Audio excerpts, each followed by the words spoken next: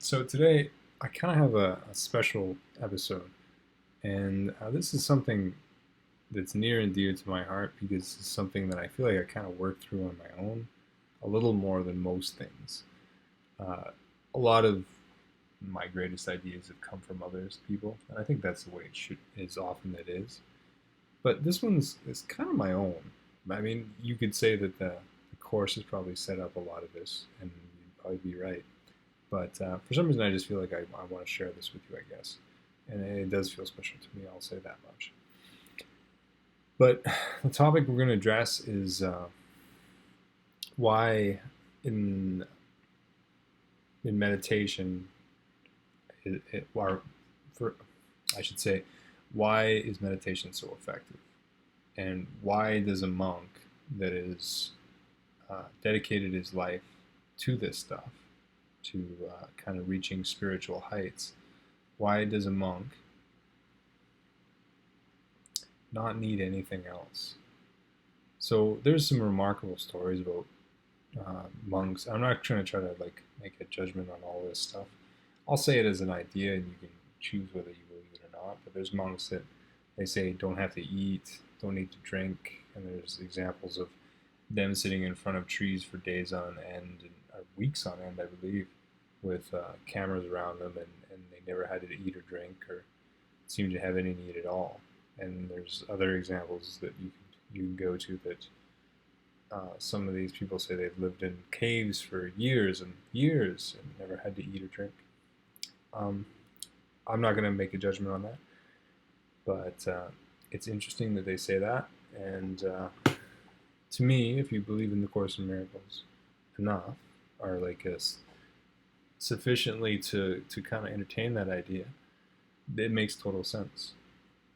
So let's look at some things that he pushed off, this monk. So he doesn't care about sexual desire, about community. I mean, he's by himself, right? He's not really pursuing anything sexually in the world. He's not trying to find somebody to uh, marry, to have children with, or to some sort of body fulfillment. He's not really looking for romantic love either. He's there's actually a state called the breathless state, so he doesn't even really have the need of breathing. If people say that there's a certain level that you get to, and then you won't even have to breathe at that point. So you could say that potentially even this one's not even necessary. He doesn't need knowledge. He doesn't need justice. He doesn't need accomplishment in any way. He doesn't need to prove his own innocence or find somebody else innocent that he wants to emulate. Or often I think that we look to find innocent people in our romantic relationships. He doesn't want to be the king. He just wants to sit in one place. And this makes sense if we go back to that picture that we talked about first. But first, let me preface some of these ideas about what these urges are. Actually, I might jump that for now. Actually, we might go to this. So if we go back to this, uh, we think about him. He's sitting here. So we had him in our picture here. You'll need to unlock your iPhone first. You keep down there, Siri. I don't know why that turned on. Okay, so anyway, we have him here, right at the bottom, and my computer's acting a little weird right now. All the electricity in the room is acting weird. Maybe I'm talking about something I shouldn't be. something supernatural happening.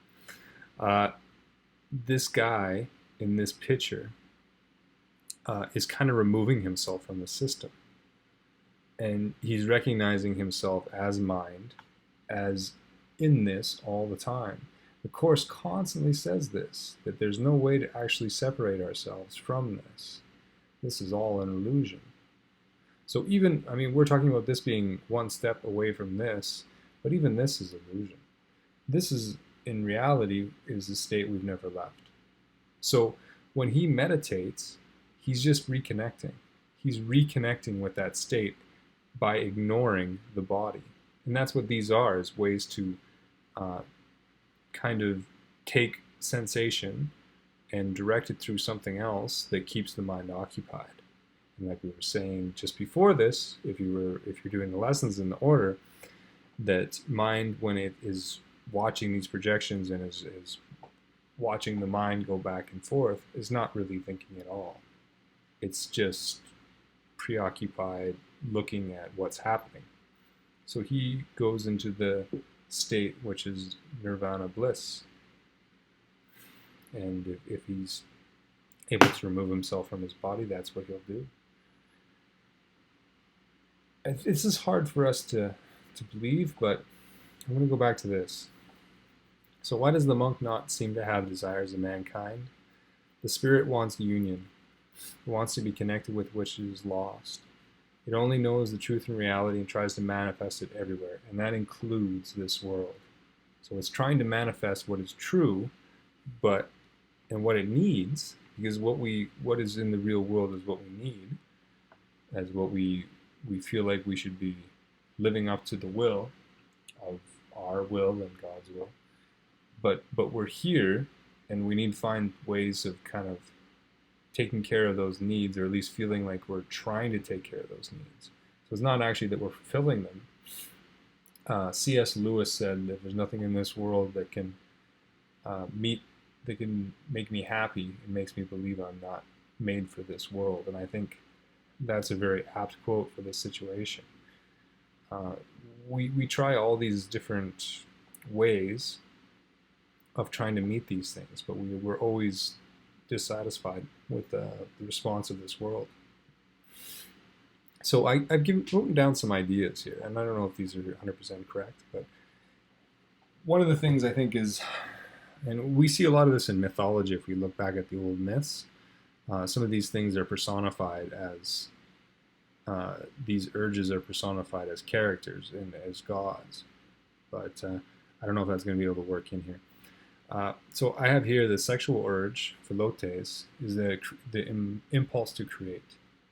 So the desire to connect with something or to create something, I believe, is connected to the sexual urge. It is this desire to create in this world, to create a person in this case. But in the book, they often talk about how your job is to create. That's what the job that God gave you in His will, is to create the good, the just, and the beautiful. I don't know if that was exactly the quote. I also think that the connection community urge that we all feel is the desire for atonement. So the fact you want to be part of a community, the more depressed you are. If we are relating to our body, the more depressed you are by yourself usually. And if you're with people that you feel like are in it for your best interest, care about you, you're usually happier. And I think that is the desire for atonement, to be one again. We talk about our psyche being split into different elements. And the more you can join with those disparate elements, the more that you can feel like you're one. The more you can feel like you are back to the way you started. I feel like the love urge is a desire for the connection to God. So if you think about ancient Greece and one of the early was it theogony, I think they called it, by Hesiod. One of the first things that was out there was eros. So eros, one of these principles of the early gods, this love urge, is the desire to the connection to God. So we know we've separated, or we think at least we separated ourselves from Him. So we have this longing in ourselves. And there's lots of ways to try to think that we're going to meet that longing, but there's no real way to fulfill that longing that we feel within ourselves. And we're always going to kind of chase external goals in order to try to fulfill it, but those are never going to work. I believe that the breath urge is the impulse to connect to the spiritual nature. So the breathing in you do every day. People use the words like inspired and enthusiasm, as like being part of this. So inspired means to breathe in, to bring in spirit, and entheos means to like enthusiasm. So like to be in, literally in the God. So like this this this stuff that is all around us is you feel happy. The first thing you do, or you feel like you're just elated. The first thing you do is breathe in a big breath and push out your chest. This is all pulling in this external nature, which we think is separate from us, but is really part of us. And our desire for things like knowledge, justice, hierarchy, which I think is natural too, which is something maybe we can talk about more. And innocence is the urge for truth. So, real truth. We know, some part of us knows that all of this is true about us. And we're trying to make that happen in the world, but we don't believe that we are what we used to be. We feel like we've been split up and that we are these little bodies that get grow up and get old and change and eventually die. So all this stuff we feel like is kind of lost, but it's not really. So the guy that is meditating, he's reconnecting with the truth, which is that we're innocent, that God is always with us, so hierarchy, that He is above us but equal to us, uh, that He is just, so He's given us just, uh, just kind of belief about us. We feel like we're wrong. We feel like we've done something wrong, but His justice is us always being innocent, which is, I guess, these two are related, and then knowledge being the knowledge of God, the truth that always is. Another thing we could talk about, I don't know if I will right now because we've been chatting for a while, is attracted to men and women. We'll maybe talk about that later. I feel like I've talked for too much today. And also the food impulse. And these are also things that I think I can kind of explain. But for now, I think this is an interesting idea to kind of roll around in your head and see what you think about it. If you have anything you'd like to add or anything you'd like to question, please comment and I'll try to get to all your inquiries.